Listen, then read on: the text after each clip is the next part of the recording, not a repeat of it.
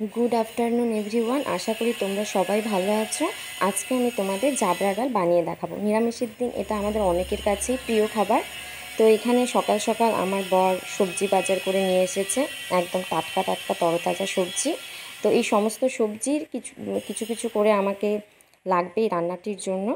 তো এখানে আমি সব সবজি কেটে নিয়েছি সুন্দরভাবে। এখানে আমি বাঁধাকপি, গাজর, বেগুন, কোয়াশ, কাঁকরোল, মিষ্টি কুমড়ো, ঝিঙে, আলু আর পটল আর পুঁই শাকের ডাঁটা শাক সব আমি সুন্দর করে কেটে নিয়েছি। আর এদিকে আমি কিশমিশ ধুয়ে রেখেছি, আদা লঙ্কা পেস্ট করে নিয়েছি, আদা কুচিয়ে রেখেছি, সম্বারের জন্য 5 ফোড়ন, শুকনো লঙ্কা, তেজপাতা লাগবে। আর এখানে মুগ ডাল ধুয়ে রেখেছি। কড়াইয়ে তেল দিয়ে দিয়েছি, তেল গরম হয়ে এসেছে। এখন আমি সম্বারটা দিয়ে দেবো। সম্বারের জন্য এখানে 5 ফোড়ন, আদা, তেজপাতা, শুকনো লঙ্কা দিয়ে দিলাম।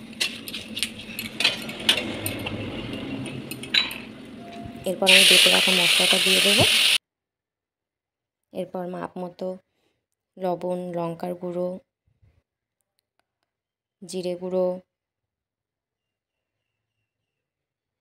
হলুদ গুঁড়ো, স্বাদ অনুযায়ী চিনি দিয়ে দেব।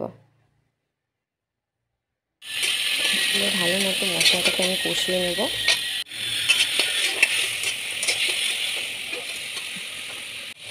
এরপর আমি ধুয়ে রাখা ডালটা দিয়ে দেবো।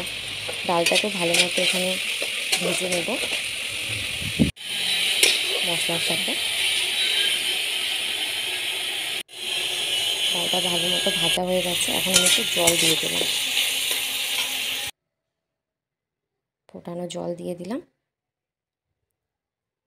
এরপর আমি কেটে রাখা সমস্ত সবজি দিয়ে দেব, দিয়ে নাড়াচাড়া করে নেব।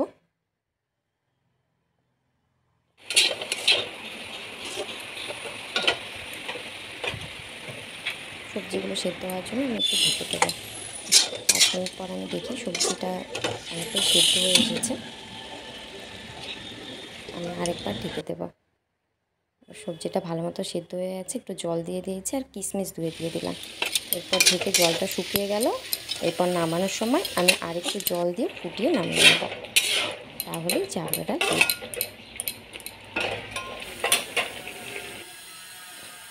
তোমরা জানিও তোমাদের কেমন লাগলো। ভালো লাগলে অবশ্যই লাইক, কমেন্ট, শেয়ার করবে। Thank you for watching.